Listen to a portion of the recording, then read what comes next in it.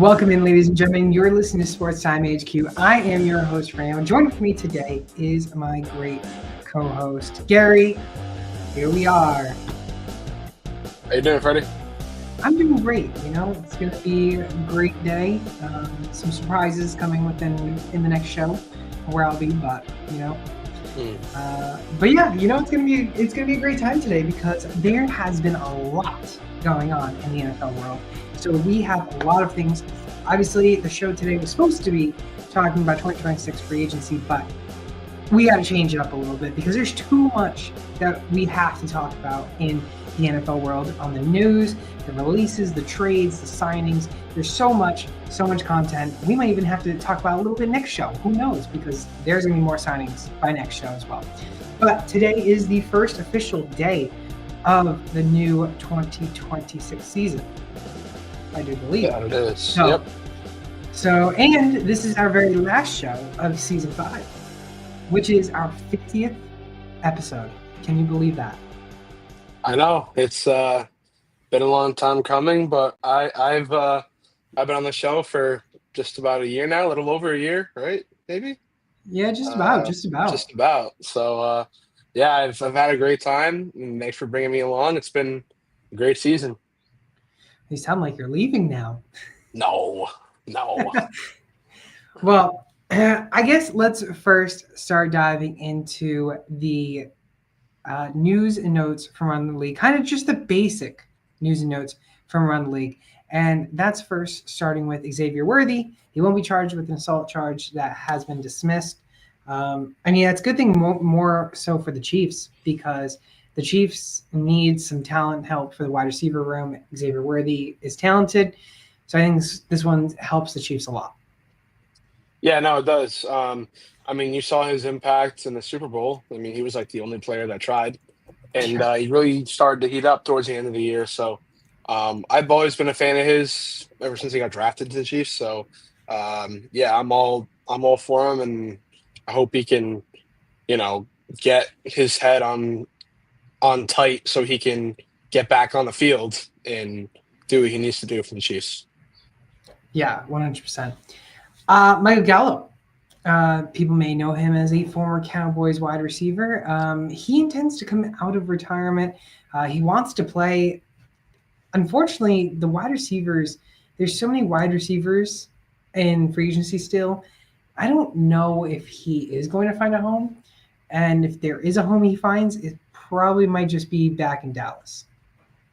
Yeah, it could. And I was a big fan of his. Me too. Wish he panned out better, but he showed so many flashes of just a good player, and I wish, like I said, he was able to pan out. But he didn't. And I believe the team that I saw had interest in him was the Commanders. I could be wrong. I think so as well. I think I did hear that. But I believe they were the team or one of the teams that had interest in him. So maybe he's able to find himself in a successful spot immediately if he does come back. And yeah, of course, he needs to come back. He needs to find a home.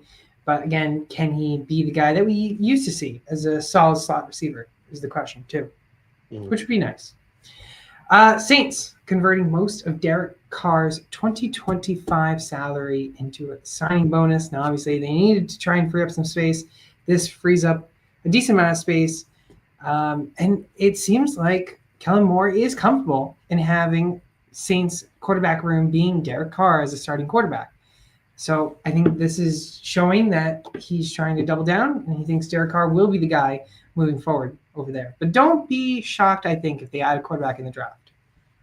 No, it's kind of like what the Browns are doing, right? Like, I don't know if you saw, but the Browns did the same exact thing about a week ago, maybe with Deshaun Watson's contract. Mm-hmm. And I'm not going to say that's us, saying that we still think that we're Super Bowl contenders or we still have a Super Bowl window and we're just trying to go all out with free agency. No, honestly, we've turned the page on Deshaun and we're just trying to get out of this contract at this point and move forward, move past it.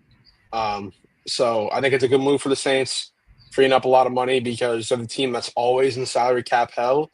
And maybe we'll talk about it later, but they already made a pretty solid signing in Jawan Johnson, I believe, yesterday. So they re-signed the tight end that we both thought was going to go to Denver. and another name landed there. We'll maybe talk about him in a little bit too. So good job by the Saints.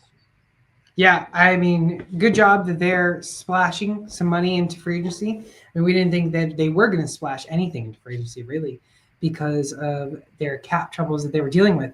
Instead, they spend some money, some much needed money, anyways, and hopefully the Saints can somewhat turn their cap penalties and cap situation around, and hopefully maybe next season add on to their team that they have in the new Kellen Moore ran team. Yeah. Sam Darnold, I mean, we kind of already expected this, but he is not expected to return to the Vikings. Obviously, there's more news to that as we get more into the signings. So we don't need to really talk about that too much. But Kirk Cousins, we do need to talk about because he met with owner Arthur Blank, and they don't intend to release the quarterback, but the quarterback in Kirk Cousins wants to go somewhere where he can be a starter. And is that the Browns? Maybe. But I think you just got to let my cousin play. Let him play. Give him a chance. Yeah, no, I mean, we've both been Kirk Cousins fans for a while now. I think he's honestly the perfect bridge quarterback. I don't think he's washed or anything. Maybe had a down year with Atlanta this past season, but hey, maybe, sometimes the change of scenery doesn't help. So, Yeah. um, you know, I think Kirk Cousins still has gas in the tank, and I think that if Atlanta choose some of the salary that they owe him, then I would love to take him on as a Browns fan. Be like I said, the perfect bridge quarterback.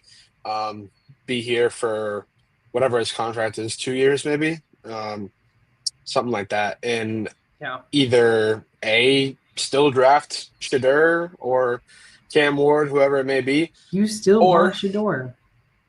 I do. I still think that we still need a young quarterback.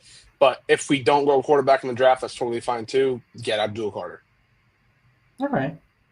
Again, I don't think those could be wrong, but I think if you get Kirk Cousins and you have Watson and then you draft Shador, I think there's just too much money being thrown into that salary quarterback room. I mean, maybe, especially after we just traded for Kenny Pickett, True. which is just so stupid. But yeah, I mean, the good thing about it, obviously, is Shadur Sanders would get a rookie deal. And while it's not, 500K, it's not big money like we paid Deshaun Watson either. So I agree and I disagree with you at the same time. I don't really know, honestly. I honestly like the road that the Browns have taken so far in free agency. They've made a couple of decent signings. So, but the biggest thing for us is the draft. I mean, we have the most draft capital in the league this year. So, man, I can't wait for April. April is just around the corner. Just It around is. the corner, and it's about to be draft time, and that's the best time. Yes, sir. Moving on to some other news. Kirk Cousins, a former Minnesota Viking. Another former Minnesota Viking, Brett Favre, short tenure there, but he is encouraging Aaron Rodgers to play for the Vikings. In quotes, it's a good place to win. Now, obviously, we know the whole history and how all Rodgers needs to do is go play for the Vikings, and he has done exactly identical to what Brett Favre did in his career. And yes, the Vikings need a quarterback, maybe because they have JJ McCarthy, but we know the Steelers and we do know that the Giants are both heavily trying to push for Aaron Rodgers. So my question to you, Gary, is how do you feel about Favre trying to encourage him to go to the Vikings? I mean, I wouldn't do it if Aaron Rodgers or the Viking. Well, I mean, I guess if I'm the Vikings, I don't hate it because you're trying to find a way for JJ McCarthy to get on the field, and while it might suck to have bench for another year, it definitely wouldn't be the worst thing in the world to have mentored by Aaron Rodgers. I mean, that's probably, in my opinion, right now the most talented quarterback of all time. So definitely a top name for you to get coaching from. But at the same time, I think if you're Aaron Rodgers, do you really think that this Vikings team can win a title? Honestly, I don't. I don't. I think they're not title contenders. I don't think they were Even last after year. just going 14-3. No, no, I don't think they were last year. I think there was more to the problem than Sam Darnold. Uh, I think, honestly, I think you have a better shot in Pittsburgh. I mean, I personally agree to that. I think he needs to go to Pittsburgh. I think that's the best chance. I'm sorry, Rogers, but if you go to the Giants, what are you doing? Yeah. Like, what are you doing? Tell me, because unless you're throwing to wide receiver 1 and 2, which you had with Devontae Adams and Garrett Wilson, hate to break it to you, Darius Slayton is not a true wide receiver 2 or 3, Mhm. but he's getting paid as if he's a wide receiver 2. Yeah. So, and we'll talk about that in just a moment. But yeah, I'm curious to see what's going to happen with Rodgers because I think this is just a big saga. I think we expect him to just either fall with the Steelers. I think he will fall with the Steelers. But again, I think this from Favre is showing just more media attention, I think. Yeah, I mean, it doesn't really make sense. Like, if you're really just trying to complete the Brett Favre arc, which isn't even an exact arc, by the way. I don't think anybody remembers, but Brett Favre was a Falcon in the first year of his career. I don't recall Aaron Rodgers ever being a Falcon. So let's He stop was a trying to Falcon in his head. yeah, let's just stop trying to push this Rodgers and Favre arc. It just makes no sense. Yeah, exactly. Because many people don't realize because it was just a short tenured time for Favre in Atlanta. Yeah. Patrick Mahomes and Chris Jones, they've restructured their contracts to create about $50 million in cap space. That is a lot of money, a lot of money. And that I think is very, very good for the Chiefs because they need to spend money. And with the cap problems that they were facing with not only those two, but also Travis Kelce, that freeing up $50 million is a huge thing because now they can go out and spend that $50 million. No, I completely agree with you. That is a lot of money, and obviously we saw from last year they have holes to fill. So them spending money probably preferably on the offensive line. Maybe we'll get another wide receiver, although they get Rashee Rice back. But I think the Chiefs are going to be just fine. I mean, they're a Super Bowl contender every year. Yeah, I mean, glad they didn't win though. Cam's back in the chat. Russ, it's Brown. How do you feel about that? How do you feel if Russ goes there? Definitely wouldn't hate it. I mean, we already talked about Kirk Cousins being a great bridge quarterback option. I feel the same about Russell Wilson. He's a good bridge quarterback option. Not obviously a guy that I would want for the future, but definitely a solid mentor if we were to draft one, or just get us through the next year or two. Yeah, I mean, I'd hate to see Russ go to the Browns just because the Browns are cursed, and why ruin your career in Cleveland? But hey, who am I to talk? I'll talk though. Also saying the Patriots are back. Put that in caps. I love it because they spent so much money. I mean, we saw this maybe about 5 years ago, give or take, when Belichick had so much money and he spent like $400 million with all the signings in total and resulted in nothing. Absolutely nothing. So we could see that again here. That's my only concern. But I think with the new regime and the new head coach and the new offense and everything, things going to be a little different. We focused a lot more on defense, which I liked. And because there's so much offensive talent in the draft, we signed such a big name wide receiver. I tell you that. It was one of the biggest signings of the century. Yes, sir. Mac Hollins. Yes, sir. My goodness. Mac Hollins. We'll talk about him in a little bit, though. But, yeah, Mac Hollins, he's a Patriot. Maybe I should go buy his jersey. He's going to be wide receiver 1 over there.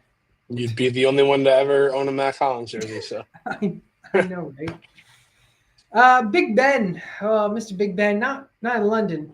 But actually, they changed it. It's no longer called Big Ben anymore. So what is it now? I think it's Queen Elizabeth Tower, if I do believe. Really? Wow. If I do believe, I was a tourist there and someone told me. Could I be wrong? Could I have been given false information? 100%. But I think it's true. I think it's now Queen Elizabeth Tower. But anyways, Big Ben Roethlisberger, from what I'm trying to get to, is he was joking about possibly making a comeback after the DK trade, which again we'll mention more details on that. But focusing on Ben Roethlisberger, do you think that this whole Ben Roethlisberger thing would Big Ben actually come back? No, I think that was just a joke. If you're watching this and you don't know what we're talking about, there was a video that Roethlisberger made and had surfaced where he was like, "Oh, DK Metcalf and George Pickens. Yeah, I think I still got a few more throws left in me." I think that's just a joke. I think he's done. I don't know how old he is, but he's got to be 40 and or close to. I don't think he's able to continue, honestly. I mean, I'd like to see it.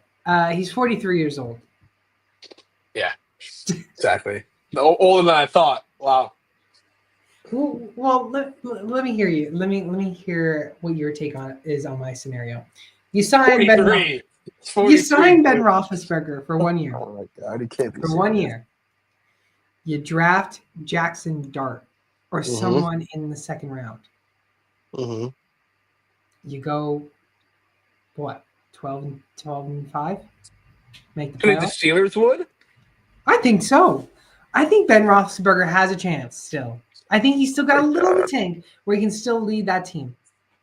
Listen, he was still an NFL great quarterback. He won a Super Bowl. He's got a chance. How did he go out, though? Is he slow? Can he not run out of the pocket? How did he go out? How did he go out? Well, he went out with a whooping. He got a whooping to the Browns, then a whooping to the Chiefs, and that was it. He went out with a bang. That's what I mean. I'd like to see it, though. But I saw a meme the other day with them deciding on Russell Wilson, Steelers, Russell Wilson, or Aaron Rodgers, and still going 9-8. Yeah, I mean that's probably going to be what happens no matter what. I mean, that's why I hate the Steelers, but I think that's also why Steelers fans hate the Steelers because we're sick and tired of it. So I think they'll get double-digit wins, depending on their quarterback. Okay. I think there's a chance. There's a good chance. Well, there's always a chance because they're a solidified 9-8. So if they do one game better than that, then yeah. But I mean, they're never going to make it out of the first round. So solidified 9-8 team. I mean, I think that's a good record to have. Solidified 9-8 team. Listen, I would love to be. Listen, I've seen more losing seasons than. I'm sorry. You Patriots fans have watched their team get more rings than I've seen winning seasons. That's wild. That's probably a funny double. stat. I think double. Actually, I think we've had 3 winning seasons since I've been alive, and you guys have won 6 rings. So sounds like a good deal for me. Yeah, awesome. Let's go on to some NFL releases. And to start out with the NFL releases, now obviously we were on the show on Wednesday, so we have NFL releases, but we also have the updated NFL releases on if they signed anywhere. Starting with the Jaguars.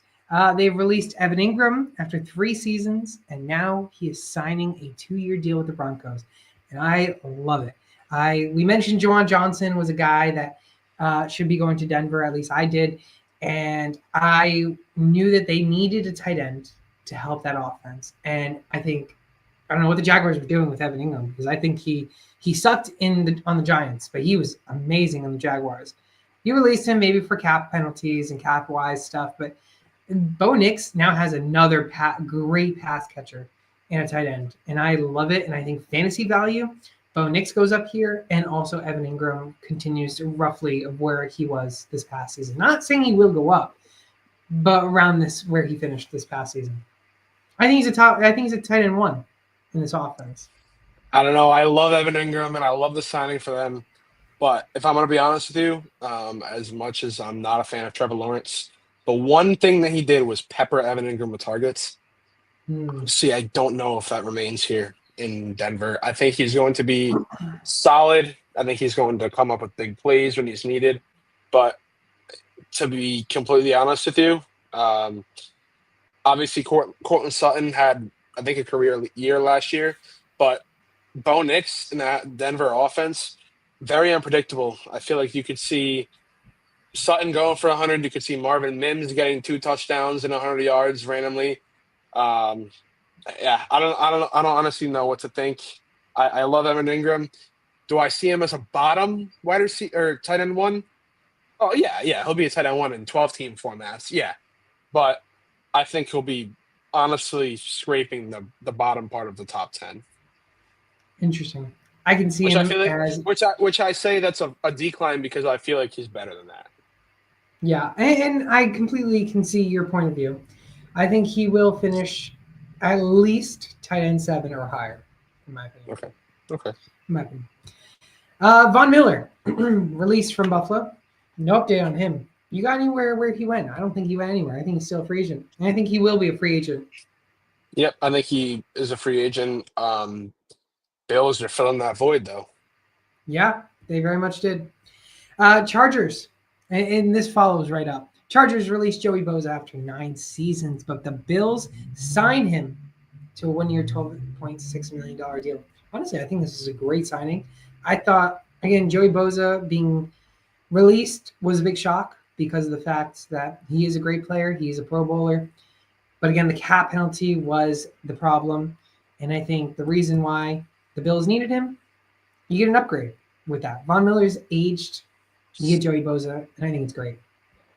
I don't know if you saw it, but he had intentions of signing with San Francisco and playing with brother and ex Ohio State teammate Nick Bosa, and that deal fell through. He had a change of heart. Ended up signing for, I believe, another $1 or $2 million with Buffalo, which I think is huge. And a guy that we might also talk about later is Gregory Rousseau getting an extension. I think that was a big move for them. So the Bills definitely doing what they need to keep themselves in that contention with Josh Allen as their quarterback. And it's huge because they need to compete. They need to keep staying on top of the Chiefs because the Chiefs are the only ones that keep coming out of the AFC. And if you can get that push and push over and be able to beat the Chiefs, this could be, again, a Super Bowl team that a lot of people want to see reach the Super Bowl. Yep. Commanders, they released Jonathan Allen after trying to trade him, and he is now signing a 3-year, $51 million deal with the Vikings. Great signing for the Vikings. That is a great signing, and that's one of the holes that I was talking about outside of Sam Darnold. I didn't think that Vikings defensive line was getting enough pressure, honestly. They were not good against the pass at all. And in all honesty, they had a pretty solid backfield. I'm sorry, not backfield, secondary. So obviously it's some upfront issues. And Jonathan Allen, I was surprised to see that he was going to be released by the Commanders because I always thought he was a really solid player, former All-Pro. So great signing for the Vikings. I think it helps them a lot. I really thought he was going to get released only if the Commanders got Myles Garrett. And I think not getting Myles Garrett, I thought they would have kept Jonathan Allen. So this one was a little shock for me. But huge signing for the Vikings because, like you said, their defense wasn't the greatest last season. Lastly, for the releases, just breaking news just recently because it became officially official about within the last hour or so. Cooper Kupp has been released by the Rams after not being able to find a trade partner. I think they wanted a 4th at one point, and obviously then they said we'll take a 5th, and still no one was really biting all too much. There was some interest, but there wasn't any bites. I thought we were going to see what happened with the Christian Kirk trade with the Texans, and Cooper Kupp was going to be traded for a 7th-round pick. Looks like it didn't end up being the case. Cooper Kupp is free to sign to wherever he wants. Yeah, I mean, I don't know how you feel about Cooper Kupp, but man, I like this for the Rams in the sense that, I mean, they got Devontae Adams. I absolutely love that signing for them. Who's surprised? Who's surprised? Right. But no, I mean, in all honesty, I used to be kind of a Cooper Kupp fan, but he just got so overhyped on that Triple Crown season. I mean, I hate to say it, but it's one of the fakest things I've ever seen. And wow. I just knew it was going to turn out to be like this. And he's still a very, very solid wide receiver too.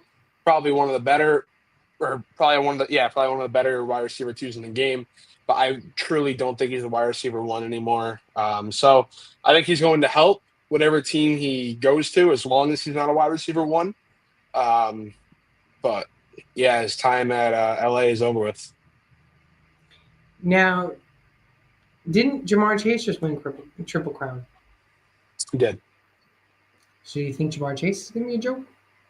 Or No, overhyped? but I mean, have you seen Jamar Chase's other seasons? No. How about Cooper Cup's seasons since that season? All right, 750 since yards. that's true. That's true. You have a good point. I mean, I guess we'll find out next season with Jamar Chase. But Yeah, we again, will. Cooper Cup definitely has had great performances. To me, I actually do want to see him go to the Patriots because I still think he still has a little left in the tank. And I think with us not being able to get any player that we wanted for the wide receiver position, I think Cooper Cup is at least an upgrade to what we currently have. No, for sure. But like I'm looking at his seasons now. He had that he had his triple crown season. He put up 1,947 yards. After that, his next best season was 1160. After that, 970. After that, 869. After that, 812. He's been in the league for a total of 8 seasons, and only 2 have been over 1,000 yards. I mean, I hate to say it, but he's not that guy. When you look at that Triple Crown season, that's not who he is. He just had this miraculous season where Matthew Stafford just absolutely peppered him with targets. He almost had 200 targets that season. That's insane. Do you think he goes to where do you think he could go? And I'll follow up with the next question. I don't really know. I've seen that his market is very hot right now. So I know there will be a lot of teams willing to throw him a lot of money. I just saw a tweet right now. New England Patriots have strong interest in Cooper Cup. If I had to pick a team right now, it would probably be the Patriots. Now, exactly where I was leading up to this. Patriots sign him. Is he the wide receiver one, or do they still draft a wide receiver in the first, maybe second round? I mean, to answer your question right now, he'd be the wide receiver one, yes. But I think that they should still draft Tedero McMillan or move back if you get Buka? yeah, if you get a lot of draft capital, I think that you can move back. I mean, to be completely honest with you, if I was a Patriots fan, I would be just absolutely loving this offseason so far because I think they've made I'm not complaining. so many. No, I know. But I'm just saying, in general, they have made so many great signings. I love the Harold Landry signing. I love the Milton Williams signing. Wasn't the biggest fan of the Carlton Davis signing just because of the fact Yeah, that I he's didn't getting think we really needed him. $20 million a year. Yeah. But he's still a solid player, and you still have the number 4 overall pick. You have Drake May, who showed a lot of potential last year. I think the Patriots honestly can be a team that might sneak into the playoffs next year if everything were to go right for them. They have a great future. That's a good question, though. If they should still take T-Mac at 4 or go wide receiver in general in the draft, I don't know. Obviously, it depends if they are to get Cooper Kupp or not. I think this is really, and I feel like we say this every year, but this is truly a year where the first number 1 overall pick can go absolutely anywhere. Like, we don't know what the top 5 picks are going to hold. We could see everything completely shifting. I mean, we had Shador Sanders not even going in the first round in our last mock draft. Yeah. Was it a crazy mock draft? Yes, but we were making sure it was crazy. But still, it goes to the fact that this draft could be completely different, could be lopsided, could be quarterback heavy, wide receiver heavy in the first round. We don't know. Abdul Carter could be the number 1 overall pick with his recent injury questions. We could see him drop to the end of the first round. I don't think that would ever happen, but no, I don't think so either. Yes. I mean, you talk about Tedero McMillan. He's a guy that could go as high as 4, but also a guy that I could see fall to the early 20s. So that just goes to show you how unpredictable this draft class is, and its depth is unbelievable. So yeah, for sure. Cooper Daly in the chat. That Fields versus May duel will be stuff of the legends. I'll be curious. I'm curious to see how it's going to pan out. But speaking of Fields, do you know that the first 5 quarterbacks drafted in 2021 and 2022, there's only one current quarterback out of those 10 that is still on the same team? Trevor Lawrence. Exactly. Zach Wilson with the Dolphins, Trey Lance probably flipping burgers, Justin Fields, we know with the Jets, Mac Jones still flipping burgers, Kenny Pickett to your Browns, Desmond Ritter Sir. flipping burgers, Malik Willis flipping burgers, Matt Corral flipping burgers, and Bailey Zappi. You know, he had some zap in him, but flipping There's a Brown burgers. last year. Yeah. No, yeah, I mean that's actually pretty crazy because when that draft class happened, it was one of the most hyped up quarterback draft classes as of recent. So kind of crazy how that panned out, but yeah, honestly, probably as of right now, one of the worst quarterback drafts we've seen in the past 20 years, probably. And honestly, if Trevor Lawrence didn't get that big deal, we probably wouldn't even see him on the Jaguars. Yeah, you're right. I wouldn't be surprised if this whole new Liam Cohen and all this offense and head coaching and GM roles, if it wasn't for the contract, I think he'd be out already. Yeah, for sure. Let's go into some NFL trades. And there was some big trades that went down. First up, Deebo Samuel. He was acquired in trade versus from the 49ers in exchange for a 5th-round pick. And this is for the Commanders. This is huge for the Commanders because of the fact that the Commanders, I mean, they needed a wide receiver 2. They have a wide receiver 2, former wide receiver 1, and I think he's still not a wide receiver 1 in my eyes in Deebo Samuel. And I think he can truly succeed as a wide receiver 2 there. And I think Jaden Daniels' fantasy stock is going to be skyrocketing. He might be the first 2-3 quarterback off the board. What did I say like a month or so ago? I said I genuinely think he could be quarterback 1 and at least quarterback or top 3 quarterbacks in this draft. I just absolutely love the potential that's there. I mean, he showed a bunch of it this year, of course, but you get Deebo Samuel, a guy that plays exactly like Curtis Samuel, who flourished great in this Commanders offense, but Deebo's 3 times the player that Curtis Samuel is. So I think he's going to do fine in this offense. I honestly think it hurts Terry a little bit. I was going to ask you about that. It definitely hurts Terry a little bit in my eyes, but man, I can't stress enough how good this Commanders offense is going to be. Although my only thing is I'm not the biggest Brian Robinson guy. I wish they had a better running back, but he's good enough to get the job done. So they're still a great offense. I think they're going to add it via draft. Possibly. Maybe day 2, but I definitely could see them adding a running back at some point in the draft.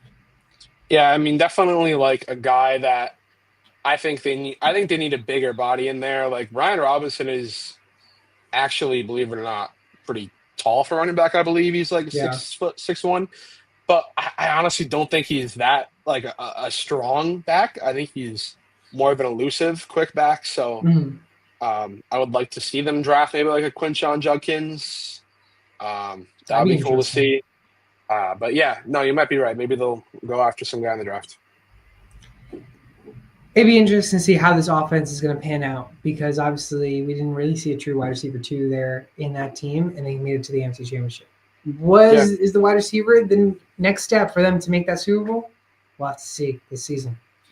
Texans, they trade with their division rival, Jacksonville Jaguars, for Christian Kirk for a 7th-round pick. Honestly, I'm not surprised that the Jaguars accepted this trade because of the fact that even if they didn't release Christian Kirk, Texans were going to be all over it from what it looked like. And maybe they knew that if they get some compensation from it, it'll help in the long run. So they get a 7th-round pick, not much, but they still got something compensated for getting rid of Christian Kirk. It's not much. It's like you're playing Madden and you really want this player and you're just you're trying to get rid of this player, and you're like, just give me a 7th because I don't really care about him. See if I can get something for him, kind of thing. I just don't get it. I mean, if you ask me, would I rather have Christian Kirk for 1 year or a 7th round pick? I'm taking Christian Kirk. Like, I'm sorry. It just doesn't make sense to me. But like, my question to people that think they know everything about the trade market is, how often do 7th round picks pan out? I mean, I can name you one off the top of my head, and that's Brock Purdy. I can't name any Julian other Edelman. ones. Julian Edelman. There you go. There's 2.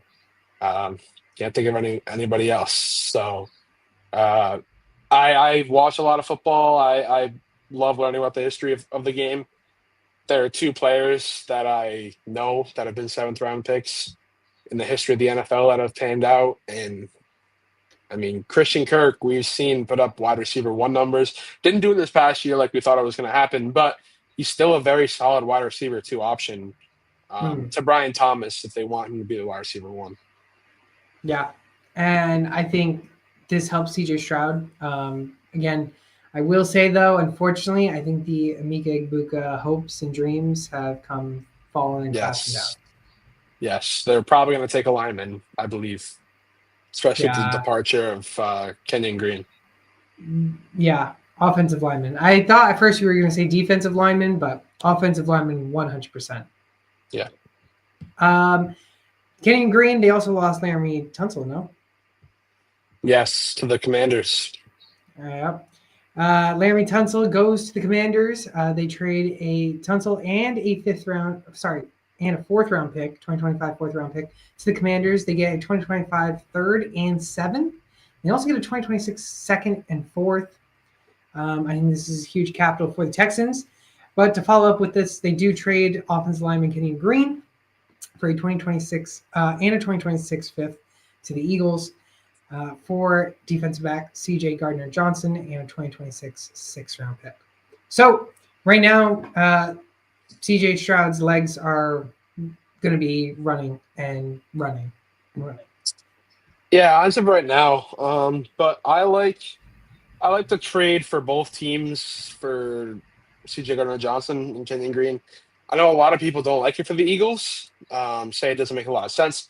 Honestly, I don't think CJ Gardner-Johnson is that great. I think he'll fill a void for the Texans. He'll be solid because outside of Derek Stingley Jr., their secondary was not very good.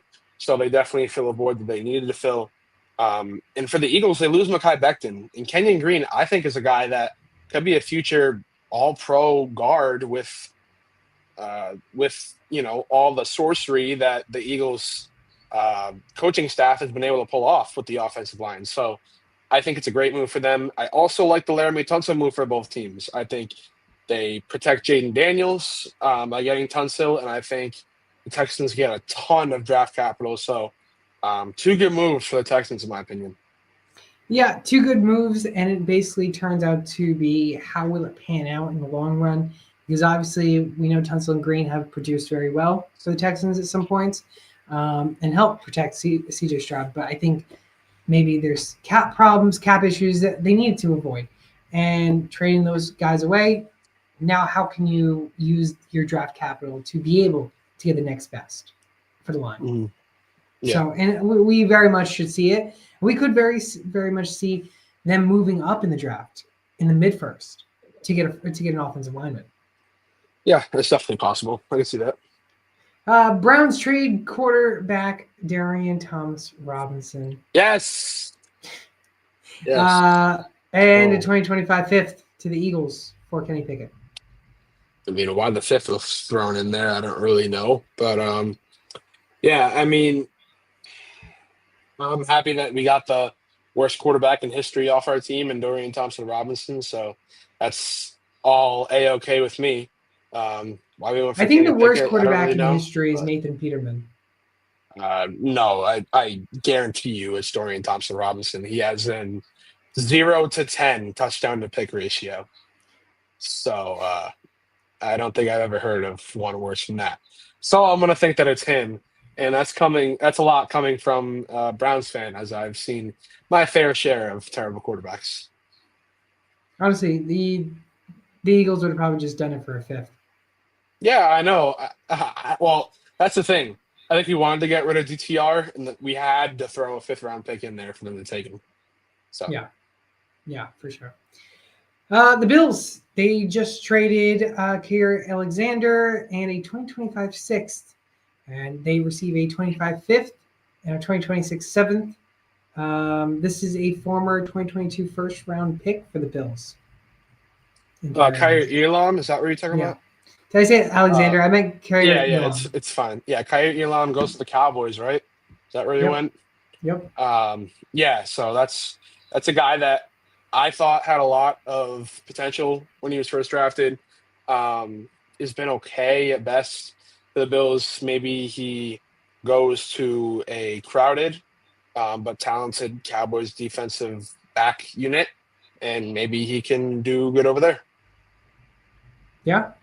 I mean, it's all about what the Cowboys have been doing, what they've been doing, and they've been doing some good trades, some good signings. Yeah, they've been making some good moves. They just haven't been able to sign big number checks.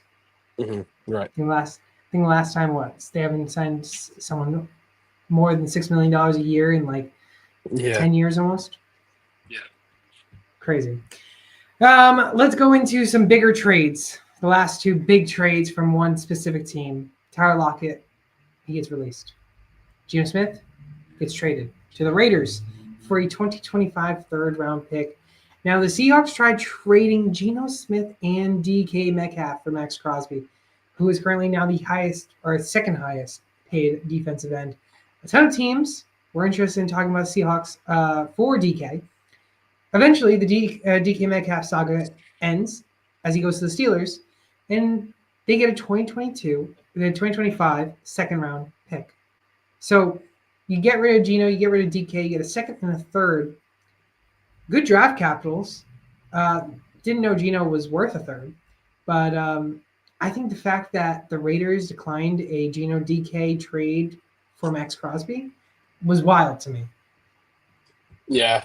No, I mean, I kind of have conflicted opinions on that, but yeah, no, I agree with you in the fact that I had no idea that Geno Smith is worth a third, especially considering the fact that, again, I can't stress it enough how many trades have been or have gone down recently, and we've just seen like decent, solid players go for fifth rounders. But yeah, kudos to the Seahawks for getting a third rounder out of that. I thought that was really nice, and get rid of DK, the diva, and get a pretty good pick back for it. So I guess the Seahawks are embracing the rebuild. And, well, are they, though? After signing Sam Darnold, are they? I don't really know, honestly. But we'll see what they have up their sleeve. Yeah, we very much will. Any more big trades that you wanted to talk about before we get into the signings? I don't know if there's anything that I can think of. Just a lot of free agency stuff. So. Yeah. Well, let's get into the NFL signings. There has been a lot of signings. We'll first start with the defensively. Browns owner, he declined a meeting with Myles Garrett. This is steps leading up to the signing. Mm-hmm. Browns owner declines meeting with Myles Garrett. Garrett willing to sit out games. Well, then Myles Garrett gets paid 4 years, $160 million, $40 million per year, $123.5 million fully guaranteed in guaranteed money, and he's the highest paid non-quarterback in the position.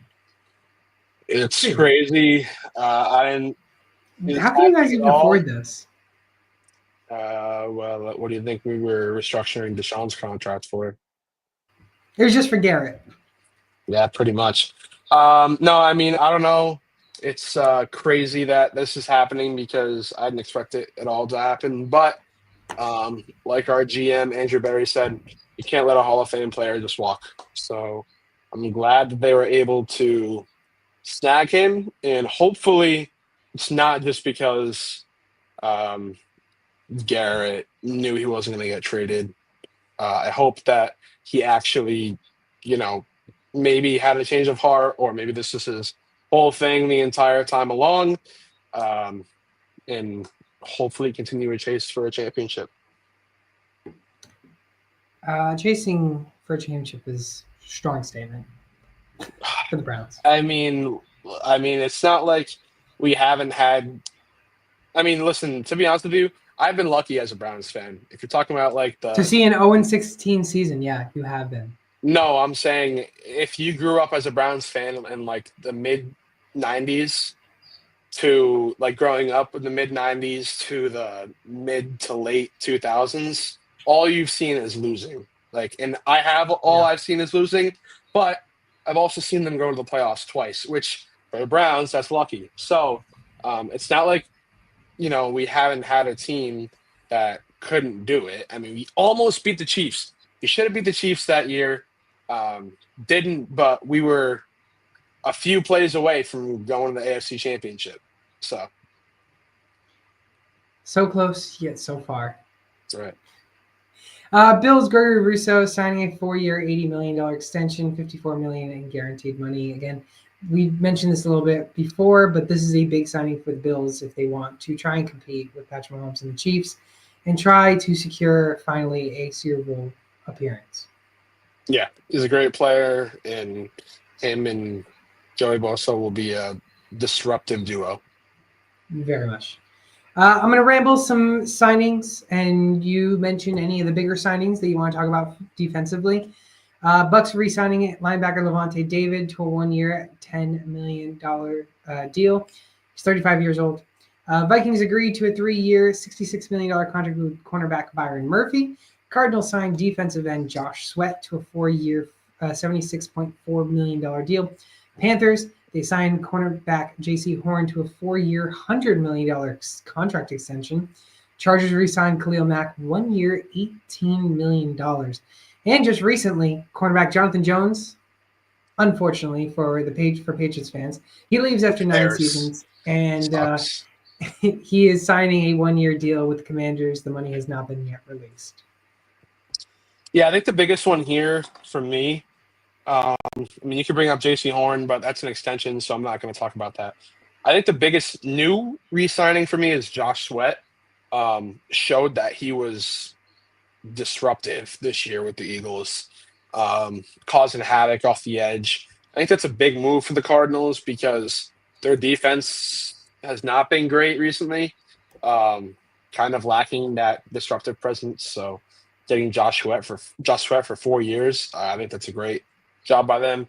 And in my opinion, if I were to just bring up the worst signing here for me, I think it's Levante David. He's getting $10 million, and I don't think he's remotely close to the same player he was when they had that Super Bowl run with Brady. I think that was when he was in his prime. I don't think he's remotely close to that anymore, which sucks because I used to love Levante David. He was one of my favorite defensive players during that little stretch that they had, but I don't think he's the same player anymore. Yeah. I definitely agree with you with the worst signing, Levante David. You signed him for 1 year, $10 million, maybe 3-4 years ago. I'd say it's a good deal. But I think best signing for me is the Vikings keeping Byron Murphy, re-signing him.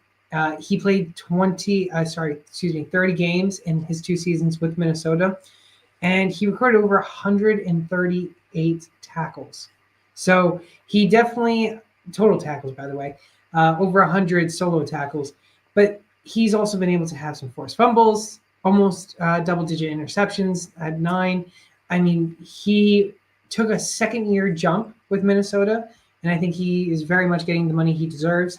And I think this is a huge signing to keep him as a big piece to that Vikings defense. He's a great player. I will not go against you on this take at all. That's a critical re-signing for them. I think he was the guy to sign over Cam Bynum, who obviously departed. So exactly. Going offensively, Ravens left tackle Ronnie Staley signing a 3-year, $60 million contract. This is, again, huge blindside for Lamar Jackson. Not that he really needs a blindside because he's always scrambling outside the pocket anyways, but huge signing. Staley has been a big factor in that Ravens offensive line, and he will continue to be a big factor there. And he's getting paid as what he deserves. Yeah, he's honestly always been a great unit on that line, and I saw that he actually had a deal offer from the Patriots that he turned down to return to the Ravens. Unfortunate. So Unfortunate. The Patriots, I will say, have had a great offseason so far, but has the worst luck on getting offensive talent. they've swung and missed on a lot of guys. I have seen that as well. Yeah, which is sad. But I like the aggressiveness in a way. For sure. Quarterbacks. Matthew Stafford agreed to a 1-year deal, return to the LA Rams. Kind of just good. Okay. Continue to Yeah. produce Stafford. Yeah, Kind of for it. sure. Couple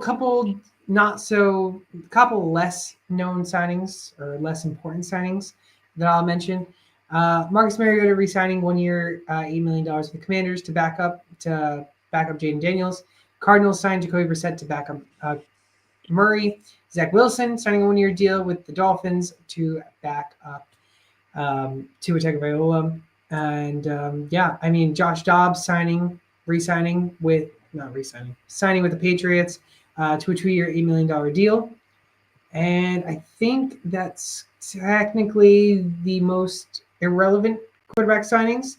I think the biggest one, though, in the irrelevancy is Zach Wilson because Marcus Mariota, because if Jaden Daniels per se goes down at all, Marcus Mariota will step up and be fantasy relevant. Other than that, I think everyone else not really fantasy relevant. Completely agree with you. I'm not going to go any further on that. Colts sign Daniel Jones to compete with Anthony Richardson for the starting job. Daniel Jones, 1 year, $14 million, $13.15 million guaranteed. You might as well just make it fully guaranteed at this point. I can't even believe it. It makes I don't absolutely understand. no sense to me. I will never understand it. Never been a fan of his, and I'm happy that I wasn't because, God, he's so bad. He is really bad. I got to see him, though. I got to see him up close. Yeah. Yes, you did. He seemed like a chill guy.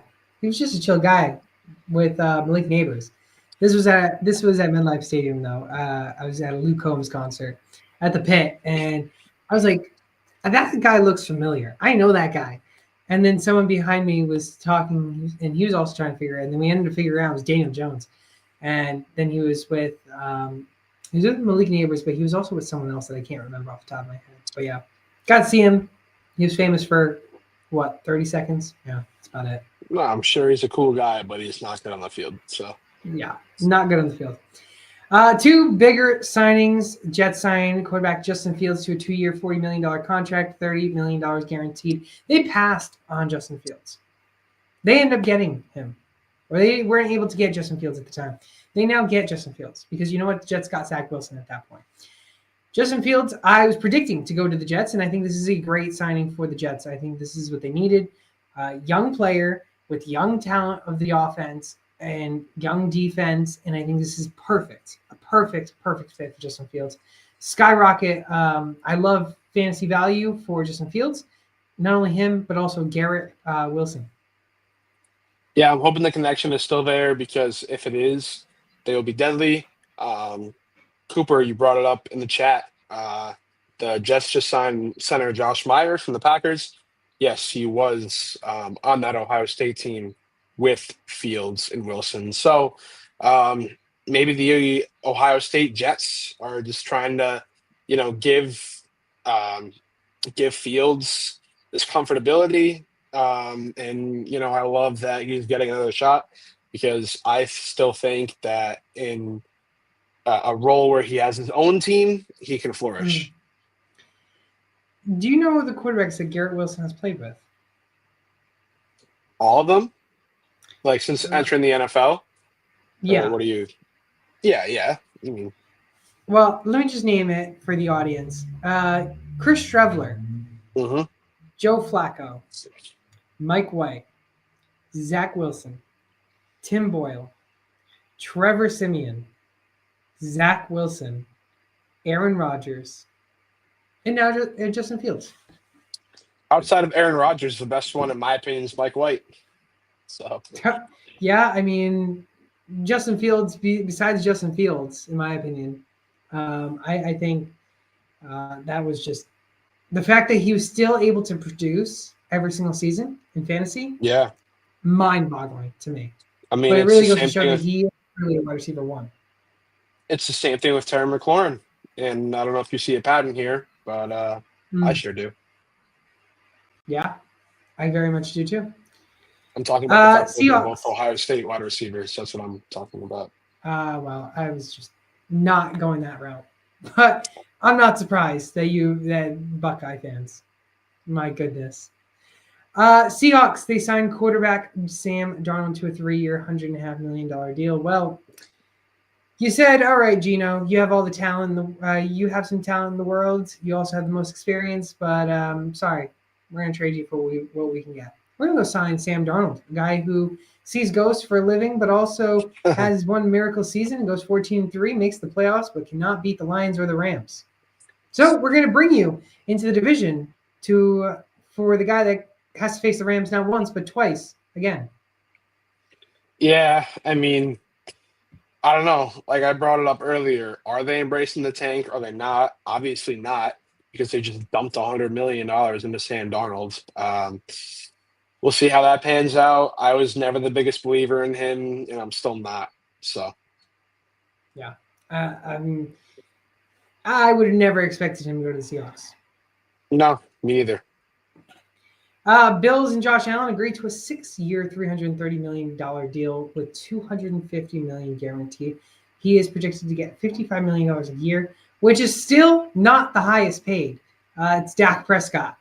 Dak Prescott is making $60 million a year, but this is the largest guaranteed money in NFL history. Okay, that's what it is. Okay.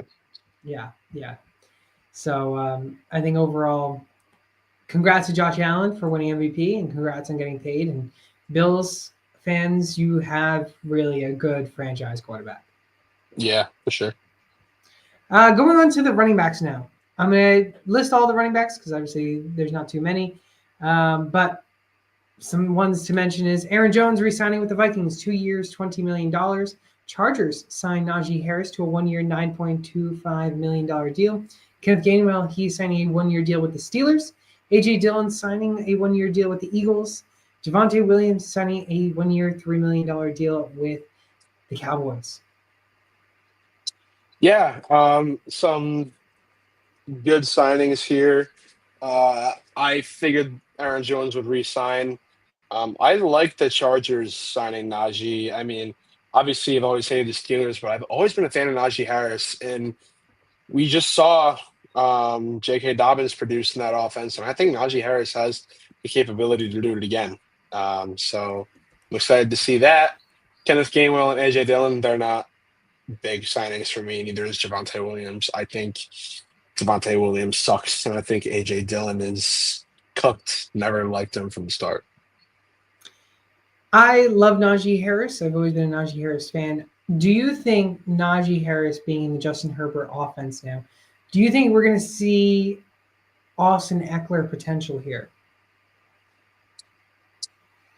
Not to that extent, but I think, yes, he'll be involved in like checkdowns, if that's kind of what you're getting at. I think he's going to be involved in both the rushing and receiving game. I really do think that the first and second round fantasy value, maybe not that high, but the value that we're used to seeing for Najee Harris might actually come to fruition going forward. Yeah, I've been a Najee Harris fan, and I hope he continues to have a possibility of being great. We saw him be very great when Big Ben was there, but again, he was getting a lot of the check down work from Big Ben. Yeah. I guess we'll have to see. Another one I want to mention quickly is Javonte Williams, just because that Javonte Williams, kind of an interesting signing, but I'm also surprised that Rico Dowdle hasn't been signed yet. But again, also not surprised, but he did have a good season. It looks like he's not going to be signing with the Cowboys again. And Javonte Williams signs a $3 million deal. I think for anyone who has something to prove, Javonte Williams, who we've seen occasionally be really good, but also really bad, if he wants to get paid, go and work work your butt off in the Cowboys because the Cowboys have a great run system, and you are getting paid nothing. So if Yeah. you want money, I think Javonte Williams has sky's the limit for Javonte Williams. I think he could be actually really a steal in drafts for fantasy. Nope. I'm not Sorry. saying he very much will, but this is like a dark horse sleeper, Okay. I'd play. We'll see it. I mean, I feel like I always hear something about him, and I don't know. I've never been a fan of his, so maybe he proves me wrong. Yeah, could be. Wide receivers. I'm gonna splash it. Chiefs re-signing Marquise Brown, Hollywood Brown to a 1-year deal worth up to $11 million. Bills wide receiver Josh Palmer. He's agreeing to a 3-year, $36 million deal, $18 million guaranteed. Patriots wide receiver Matt Collins agreed to a 2-year, $8.4 million deal. Next wide receiver one in Patriots history. Jeez. Jaguars signing wide receiver De'Ami Brown, agreeing to a 1-year, $10 million deal that has a max valuation of $12 million. Giants. Hey, listen, we don't want to pay Saquon Barkley $38 million. So you know what? We're going to go out and sign Darius Slayton for a 3-year, $36 million deal. And Rams wide receiver Tua Atwell, he's re-signing with them to a 1-year, $10 million deal. MVS signing a 1-year deal with the Seahawks. Chris Godwin re-signing a 3-year, $66 million contract to stay with the Buccaneers. Almost went to New England. DeAndre Hopkins signs 1 year, $6 million with the Ravens. And Devontae Adams signing 2 years, $46 million with the Rams. That was a lot, but we don't have to talk about every single one, but give me a couple that you want to talk about. Before I do that, breaking news, because we were just talking about him. Former Cowboys running back Rico Dowdle is signing with the Panthers. No way.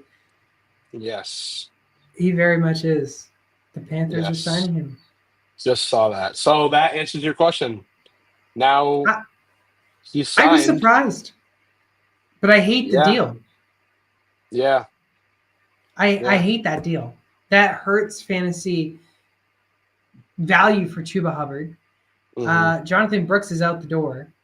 Yeah. What's Rico Dowdle's role there?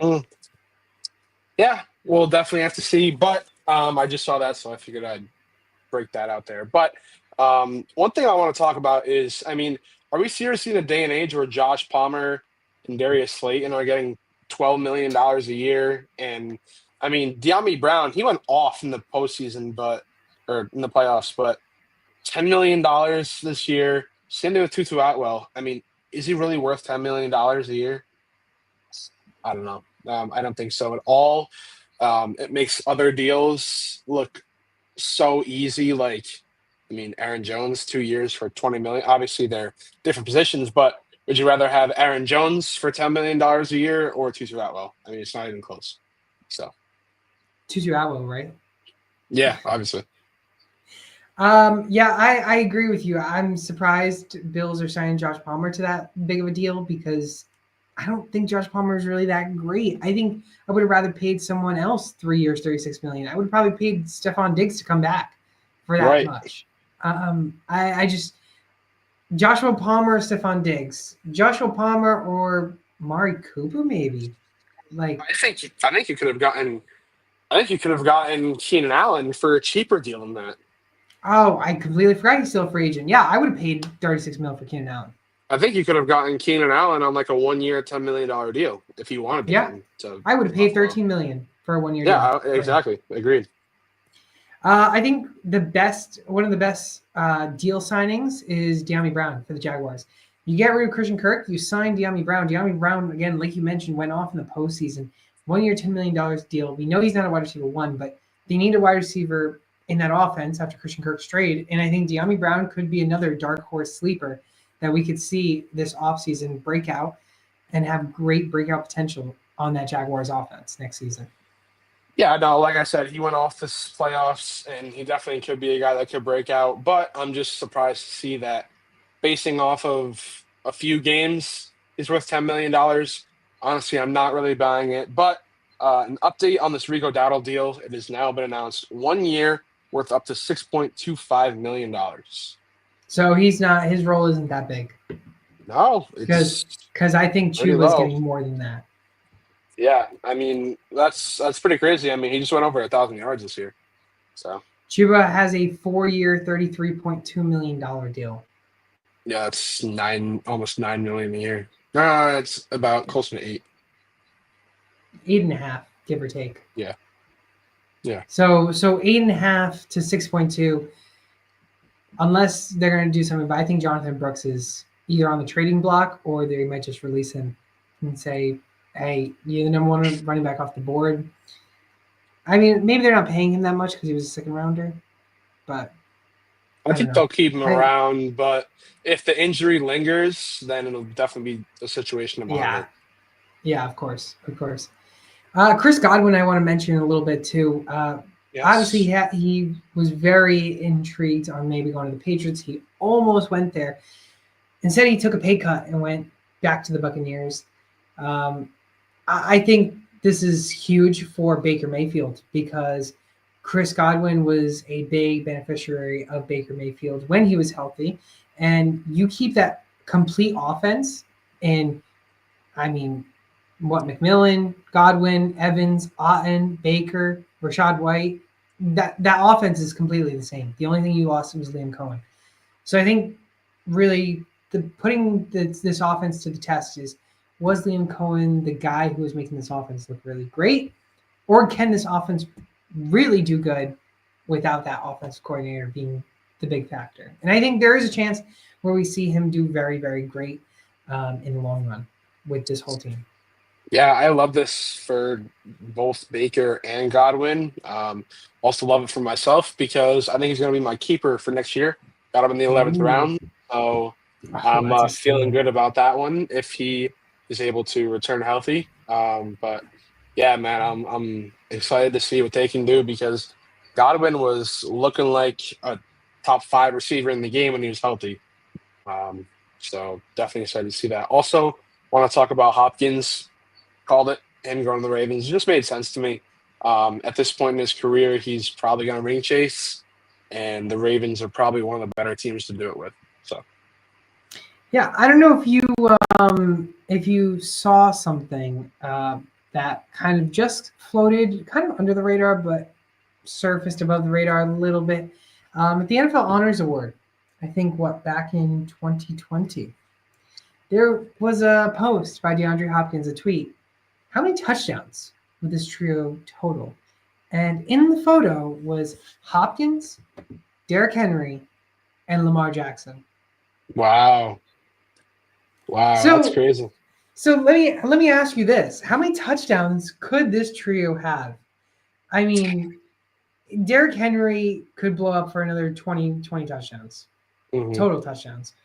Hopkins, his age is very concerning. I think he Um, could catch like 8. I was gonna say 7 or 8. Yeah, And Lamar Jackson could probably throw for, I don't know, 40, 40 total, 35, 40 total, 40 total. 35. But rushing touchdowns for him, maybe 4. That's what I said. Total 40 touchdowns. I think. Yeah, okay. I see your point. I see where you're getting Yeah, at. yeah, This team's scary. This team is yeah. I scary. mean, they're With scary Zay every year. Jones, They're scary every year. It's just, I think Kyle Hamilton talked about it, and I completely agree with him. They have all the pieces in the world. It's just the player execution. They just can't get over the hump. yeah, that's the only issue. But I think we could see. I wouldn't. What about showdown with Ravens versus Bills AFC Championship? Doesn't You just saw sound it, that just sounds like a great headline again. but we just saw it. It wasn't the AFC Championship, but we just saw it. Yeah, but I think AFC Championship even more adrenaline. Just Okay, get I the mean Chiefs out the picture. Just get the Chiefs out the picture. Ravens got to get there. Can they? Is the question. Yeah, we'll see. Devontae Adams, though, I do know you love Devontae Adams, so I don't know if you want to talk about the Rams a little bit and his signing there. Him and Stafford are going to ball out. That's all I know. What, 20 touchdowns for Devontae Adams? I was thinking 21, but no, I mean, I absolutely love the signing for them. He said he wanted to go home, play on the West Coast, and it's exactly what happened. Unfortunately, it does, in my opinion, affect Nakua a little bit. But I think, the Rams are trying to take one more stab at it. And I think that going out and getting Devontae Adams, I still think he's a top 10 wide receiver in the game when he's fully healthy. That's a great way to do it. Yeah, I don't think it affects Nacua too much, but I think Devontae Adams is going to be kind of just like Cooper Kupp in a way. Here we go. Here we go. Here we go. Here we go. Here we go again. Here we go again. I mean, Devontae Adams is going to take the pressure off the corners again from Puka, but Puka is the wide receiver one in that offense still. I mean, maybe so, but Cooper Kupp's a slot receiver. Devontae Adams is not. So they're not the same wide receiver, and they're going to have two different roles, in my opinion, in that LA offense. From what we saw from Cooper Kupp's role in the offense to what I think we're going to see Devontae Adams' role in the offense. So it'll be a new, intriguing way to see it because I thought Aaron Rodgers was going to go with Devontae Adams or Devontae Adams. I did too. Aaron Rodgers. So the breakup, they've broken up again. Unfortunately. Let's quickly go through the tight ends real quick. Again, I'm going to go just blast through them. Tommy Tremble re-signing with the Panthers, 2 years, $16 million, $8 million guaranteed. That's unbelievable. Mike Gesicki signing 3 years, $25.5 million with the Bengals. Zach Ertz re-signing 1 year deal with the Commanders, $6.25 million up to $9 million with incentives. Saints signing Juwan Johnson, re-signing him to a 3 year, $30.75 million deal that has a max value of $34.5 million. That includes $21.25 million in guaranteed money.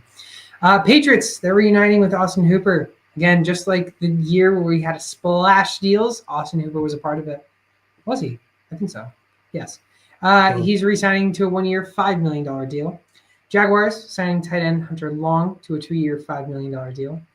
And that's about it. And I think the biggest one to talk about is, I would say, Juwan Johnson, because he is right now the biggest position player getting paid in this position.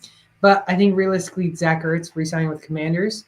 I think this is big for the Commanders because Zach Ertz thrived and helped Jaden Daniels a lot when needed. And I think this one was a big signing for the Commanders and a must-need for them. Yeah, I mean, I'm going to talk about him too. If I'm Zach Ertz, I am firing my agent immediately because why is Tommy Tremble getting $8 million a year and I'm getting $6.25 million? You can get $9 million in incentives. Okay, why am I getting $9 million on my max deal while Tommy Tremble is getting $8 million a year in Carolina? That makes absolutely no sense to me. But hey, I'm not Zach Ertz, so. I mean, yeah, I don't blame you. I don't blame you at all because Zach Ertz is a lot better than Tommy Tremble. A lot better. a lot better. But again, the Panthers, they wanted to keep him, and I think they just overpaid for him in a way. I think realistically, we might have seen Tommy Tremble making like $6 million a year. Instead, he's making $8 million. I mean, he's never had a season over 250 receiving yards. Like, are we serious? He's guaranteed $8 million. It makes no sense. He's guaranteed $8 million. $8 million. More than Ertz, man. Whatever. It's wild. It's absolutely wild. I think Mike Gesicki is also a big one. He took a pay cut for the taxes of Joe Burrow, I think it was, because Joe Burrow signing and everything. But Mike Gesicki, again, he thrived a little bit in that offense. Again, he's just, trying to keep the same weapons. Yep. So, I think that's pretty good. Any other tight ends you want to mention? No. I mean, we obviously talked about Evan Ingram, which in my opinion is the biggest one. We talked about him earlier. And in my opinion, probably Juwan Johnson's the next biggest one. And he got paid to remain in New Orleans. So $10 million a year. Good for him. Good for him. How in the world do the Saints afford it? I don't know. That's a great question. Well, it was a little long of a show, but hey, it was a great show. We have caught up mostly, with all the signings, the trades, the releases, everything along those lines. Obviously, the show, we were supposed to talk about 2026 free agency, but now the season has officially come to an end. And the new 2025 season has officially started with the new day here on March 12th. Next episode, our first episode of season 6, technically, starting the 6th year of this podcast. We're going to talk about 2026 free agency. This is what we're going to talk about. So what's going to happen, who we're going to see in 2026 free agency, we got you covered with all of that on Sunday at 12 p.m. Eastern time. And you can follow us all over social media at SportsTime HQ, where we have live shows every single Wednesday, every single Sunday. Wednesdays, 6 p.m. Eastern. Sundays, 12 p.m. Eastern. I was joined by my great co-host, Gary. Go follow him all over social media at GDPicks. And of course, if you haven't done so already, go to Underdog Fantasy. Use that code SportsTimeHQ. They're going to match your first deposit up to $1,000. And if you're still looking for a trophy, ring, or a belt, fantasy baseball season coming to it, start, and NBA fantasy season, I think, starting to come to a close. If you're looking to purchase one of those trophy rings or belt, go to trophysmack.com/SportsTimeHQ and go purchase one of those for your leagues, or if you want to do some bragging rights. Anyways, again, Gary, I think you still need that toilet bowl trophy. Yes, I do. But again, go follow Gary all over social media at GDPicks. I'm Fernando. I'm your host of SportsTime HQ, and we're going to see you all on Sunday.